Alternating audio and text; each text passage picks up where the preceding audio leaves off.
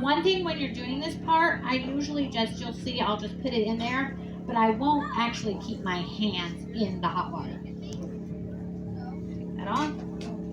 Let's stir this around, make sure my salt is dissolved.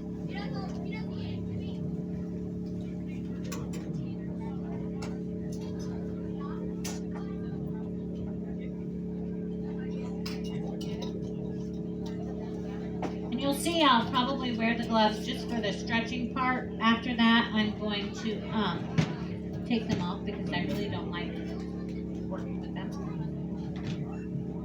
When I do it with my kids, I just heat their water up just a tiny, tiny bit so that it's not too hot for them. Just gonna wipe this off a little bit so I have a space to work. Okay, when I do this part, I had it as a ball. I'll make it what I call a pancake shape because that way my hot water can get into the center quickly. Put that in there.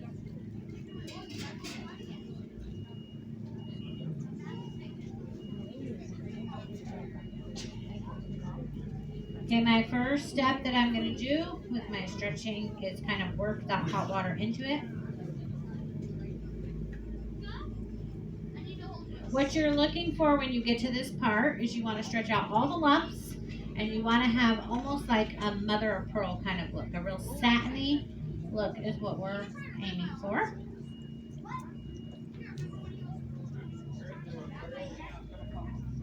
So I'll just stretch it, fold it back on itself, stretch it again. Okay, now I'm going to try and, I'm going to put it back in here and let it get really hot so I can stretch it tall so everybody in the back can see it too. Kids love that part. I did a 5th grade science class one time and they stretched it about this big around and just like wrapped it around. It's like, are you guys having fun?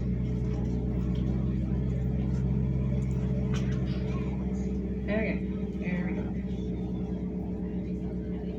This is hot water. It's starting to melt it. Oh, gotta shut that off.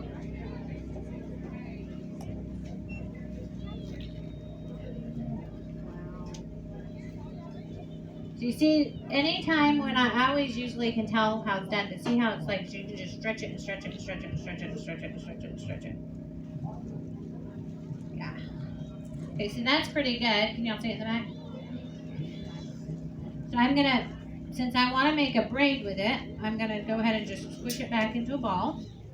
And I'll stretch it out. Now I would do what I call shaking it. If I was making a pizza at home, I would just pull it this way, pull it that way, put it back in, pull it this way and that way, make it the size of my pizza pan, and just lay it directly on my pizza.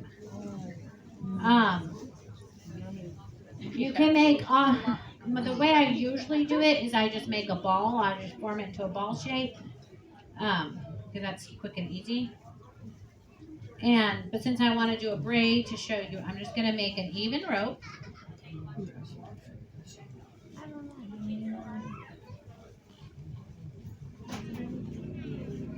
I'm going to do about like that.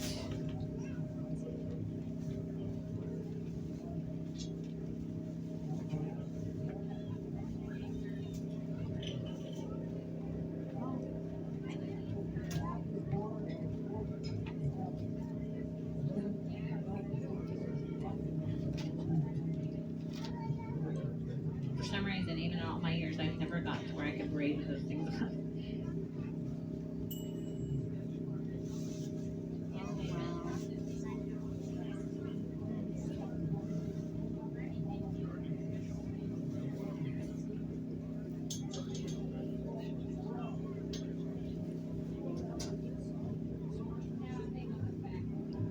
And see, there you go, like that.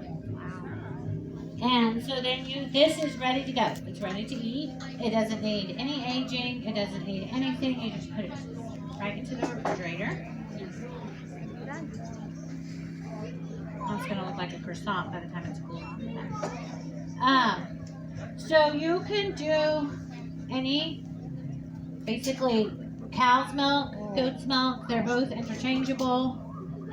Does anybody have any questions? Can you start with frozen milk, or does it have to be fresh? No, you can do frozen milk. What I do, especially for something like mozzarella, I will take it out and let it thaw for just a couple of hours. And then I've even made it most of the time when I do it, when I actually start heating it up, it's still partially frozen. And actually, I don't know if you have goats or cows or whatever, but goat's milk does it very, very well.